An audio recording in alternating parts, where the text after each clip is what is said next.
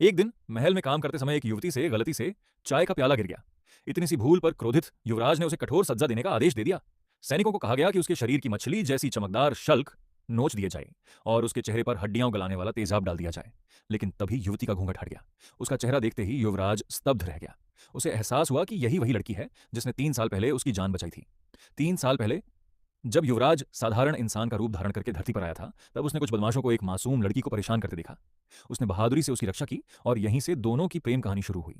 धीरे धीरे दोनों एक दूसरे के बेहद करीब आ गए। आधे महीने बाद उन्होंने जीवन भर साथ रहने की कसम खाई और एक दूसरे से कभी अलग न होने का वादा किया। लेकिन एक दिन युवक ने नाटक किया कि साधना करते समय उसकी शक्ति बिगड़ गई है और वह गंभीर रूप से बीमार हो गया है। वैद्य ने कहा कि उसे बचाने का एक ही उपाय है, पहाड़ की खतरनाक चट्टानों पर उगने वाली दुर्लभ औषधि। असल में यह सब एक छल था। युवराज अपने मित्रों से शर्त लगा चुका था कि वह 1 महीने के भीतर उस लड़की को अपने प्रेम में पूरी तरह डुबो देगा। अब वह यह साबित करना चाहता था कि लड़की उससे सच्चा प्रेम करती है या नहीं। उसे क्या पता था कि लड़की का प्रेम अभिनय नहीं बल्कि सच्चा था। युवती बिना अपनी जान की परवाह किए उस खतरनाक पहाड़ पर पहुंची। रास्ते में कई बार उसकी जान पर बन आई, लेकिन आखिरकार उसने वह दुर्लभ जड़ी बूटी ढूंढ ली। वापसी में युवराज के सैनिकों ने उसका रास्ता रोक लिया। उन्होंने उसे अपमानित किया और कहा कि अगर वह युवराज को छोड़कर उनके मालिक की रखैल बन जाए तो उसे ऐसी हजारों जड़ी बूटियां मिल जाएंगी। लड़की ने बिना एक पल सोचे साफ इनकार कर दिया।